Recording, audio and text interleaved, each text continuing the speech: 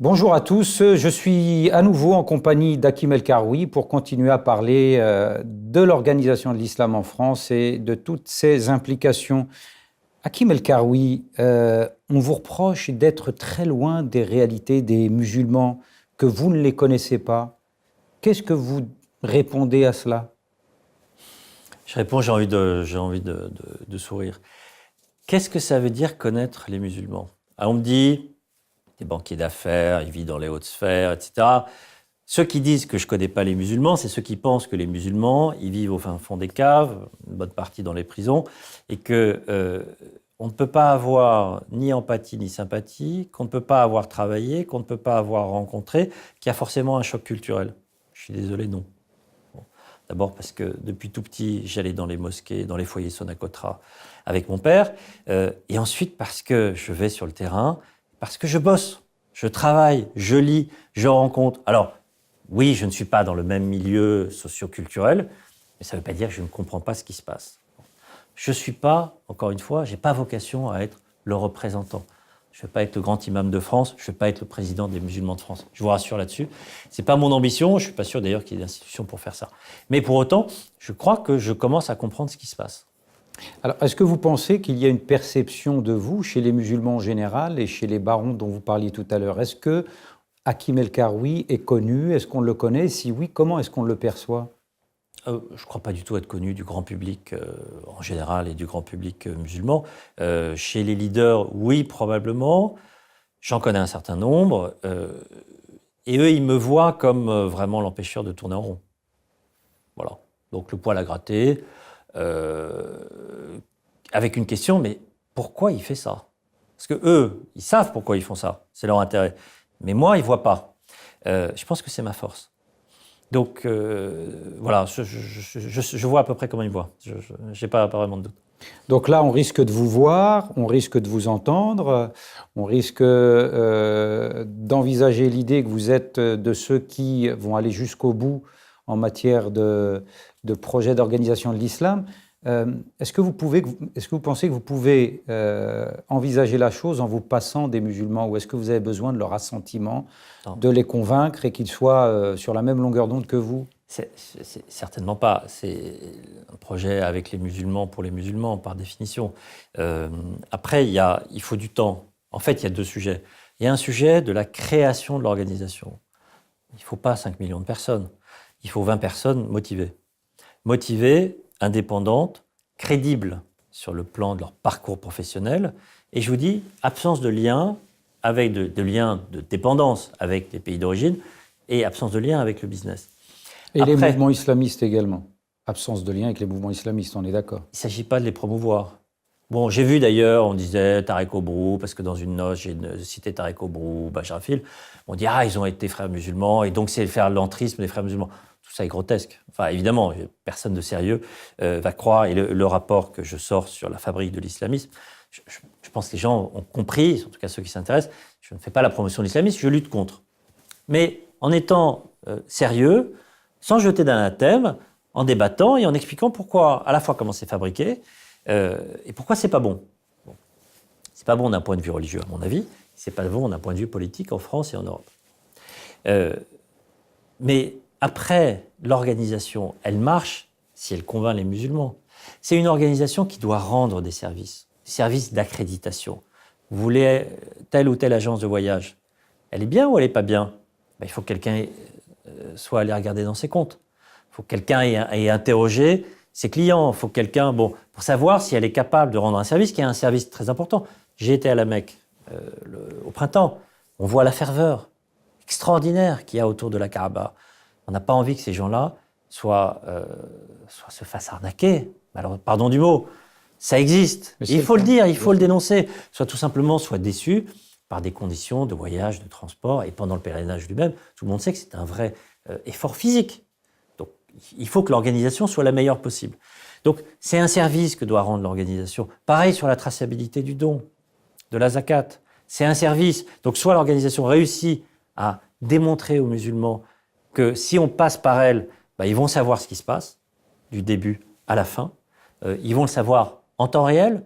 Ils n'ont aucun doute sur le fait que cet argent ira ce vers quoi il doit aller. Pareil sur le halal. Le halal, il ne s'agit pas de faire de la certification halal. Il s'agit de dire, vous voulez faire du halal? Dites-nous comment vous le faites. Nous, on va certifier à vos clients que vous le faites comme vous le dites. Donc, on se met au-dessus. Vous voyez? Bon. Et peut-être, on va dire à l'État, avant de donner le monopole de délivrance des cartes de sacrificateurs, nous, on va jeter un coup d'œil sur les mosquées. Très, très intéressant, Mais, vous voyez, la démarche, oui. On est du côté, cette organisation, elle sera du côté des musulmans. Alors, du côté du fidèle, elle est faite pour eux, d'une certaine manière, évidemment, par eux. Alors, j'ai bien compris, il y a la création et puis après, il y a toute la mise en place qui va prendre du temps et qui consistera à convaincre. Mais les musulmans ayant été, pour un grand nombre d'entre eux, très déçus, est-ce que vous pensez qu'il y a vraiment des chances de lutter contre leur scepticisme? Oui, moi je crois à la capacité de créer de la confiance. Mais là, vous savez, il faut venir avec une offre, il faut venir avec un projet de haut niveau, qui est crédible, qui est porté par des gens qui peuvent l'incarner, et qui doivent convaincre. Voilà, s'ils ne réussissent pas à convaincre, ça ne marchera pas. Ça ne marchera pas, mais pour moi, ça ne changera rien. Je ne veux pas être président de ce truc-là, je n'ai aucune ambition sur ce sujet-là, etc. Moi, je veux que ça existe. Mais à la fin, ceux qui paieront, c'est les 6 millions de musulmans de France. Vous pensez pouvoir convaincre ceux qui se prétendent aujourd'hui être les religieux, les diffuseurs du discours religieux, les imams, les recteurs, les présidents d'associations? Qui sont les diffuseurs du discours religieux? Souvent, vous savez, ce qui est très étrange quand on parle d'islam, quand on parle des autres religions, on a le grand rabbin de France, on a le cardinal archevêque de Lyon, on a le président de la Fédération du protestantisme. On a des religieux. Et les musulmans, ce n'est pas des religieux, c'est des présidents d'associations. La mosquée de Paris, c'est une association de loi 1901. Ahmed Ogra, ce n'est pas un religieux, c'est le président d'une association et c'est plutôt un homme d'affaires, un entrepreneur qui fait notamment du voyage religieux. Je pense que c'est très important de parler aux religieux, mais il faut bien organiser les choses. Les religieux parlent de religion et de théologie. Ceux qui organisent la religion parlent d'organisation et pourquoi pas de business. Moi, ça ne me dérange pas. Il faut arrêter de mélanger les genres. Bon, ça, c'est très important. Moi, je ne suis pas un religieux. Je ne vais pas vous parler de religion. Je travaille, je lis, je m'informe. Pour moi, pour mon intérêt personnel. Moi, je vais vous parler d'organisation.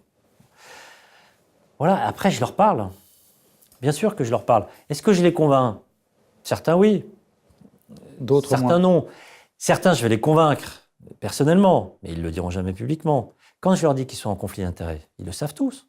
Quand je leur dis que le CFCM, ça ne marche pas, ils le savent tous. Après, est-ce qu'ils ont envie de lâcher le morceau? Non, vous savez, quand vous créez un régulateur, je ne sais pas, dans les télécoms, les opérateurs qui sont là, ils ne sont pas très contents. Hein. Parce que l'opérateur, le régulateur, celui qui vient empêcher de danser en rond, quoi. Donc voilà, tout ça est normal. C'est pas dramatique. À la fin, moi, ce que je dis aux musulmans et aux gestionnaires de mosquées, c'est que si on est capable de prélever comme ça un tout petit peu d'argent sur chaque acte de consommation musulman, on va avoir 5, 10, 15, 20, 25 millions d'euros. Et qui va y gagner? Les mosquées. Évidemment, ils n'auront plus à aller chercher de l'argent ici ou là, aller avec des valises dans le Golfe, en espérant faire la quête, en baissant la tête, en étant soumis. Non, il y aura un système transparent, etc. Après, ce sera fait de façon pro. Voilà. Il faudra présenter des comptes. Il faudra être transparent. Mais vous ne croyez pas que les fidèles attendent ça? Moi, j'en suis persuadé. Alors, il y a, à votre question, je ne suis pas là pour répondre, mais je vous émets un argument contradictoire. Il me semble que les musulmans, et notamment ceux qui côtoient les mosquées, présentent une forme, je ne sais pas si je peux le dire comme ça, de déficit d'exigence. C'est-à-dire qu'ils se contentent de ce qui est en train de se passer et roulent tant que ça roule. Ouais. Ils sont souvent parfois naïfs, souvent très bienveillants, souvent un peu individualistes. Vous savez, ils disent, moi j'ai fait la Très zakat. français, donc. J'ai fait la zakat. Après, ce que ça devient, moi j'ai donné, Dieu le sait. Oui, Dieu le sait, mais si ta zakat, elle peut être utile pour ta communauté, pas forcément pour ta communauté, pour le bien commun, pour l'intérêt général, c'est quand même mieux, non? Par ailleurs, si ta zakat, tu donnes 100, ça te coûte 33, c'est mieux que quand tu donnes 100, ça te coûte 100, parce que dans ces cas-là, ça va te coûter 100, mais tu auras donné 300. Parce que vous savez, on peut défiscaliser. L'association qu'on va créer, elle va permettre de défiscaliser. Il n'y a pas une mosquée qui permet de défiscaliser. Pourquoi? Parce que quand on défiscalise, on doit déposer des comptes. Oui. Bon. Donc tout ça, il faut professionnaliser. Moi, je crois que les musulmans sont bien meilleurs beaucoup plus intelligents, beaucoup plus mûrs que ce qu'on croit. Il ne faut pas les mépriser. Le système actuel, franchement, il les méprise un petit peu. Alors, une dernière question. Vous parlez d'organiser l'islam et sur un plan purement structurel. Est-ce que cette organisation peut se passer d'envisager d'organiser la pensée, la doctrine d'un islam français? Vous écrivez un livre, L'islam, une religion française. Si on parle de culte aujourd'hui, on peut dire que ça part dans tous les sens et c'est peut-être en partie ce qui est responsable d'un certain nombre de dérives, notamment dans certains discours et peut-être parfois dans certains actes. Est-ce qu'il y a quelque chose de prévu dans votre projet, Hakim El-Karoui? Dans le projet, il y a 2 projets. Il y a une partie pour collecter de l'argent, la zakat, le pèlerinage, le halal. Puis il y a une partie pour le dépenser. La partie, le travail que vous évoquez, le travail théologique, le travail de formation, le travail aussi sur Internet. Parce qu'aujourd'hui, la prédication, elle n'est pas dans les mosquées. Elle est dans les mosquées, mais elle est d'abord quantitativement sur Internet, sur les réseaux sociaux, etc. Ce travail-là, il doit être financé par l'organisation. Ce n'est pas l'organisation qui va le faire. Elle va dire, on a besoin de faire ça. On peut donner un cadre, un objectif, un cahier des charges. Après, il y a des gens qui vont dire, nous, on a envie. On est capable de faire.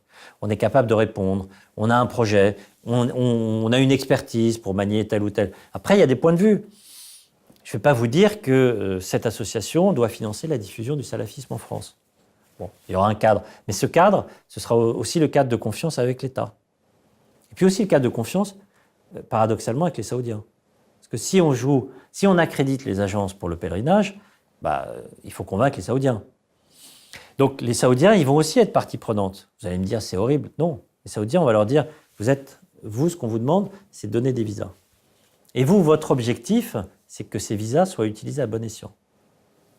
Voilà. Oui. Donc, ça ne va pas servir à diffuser le salafisme, ça doit servir à faire entendre des voix qui sont aujourd'hui devenues des voix minoritaires. Hakim El-Karoui, merci. On se retrouve très bientôt. Merci. Merci à vous.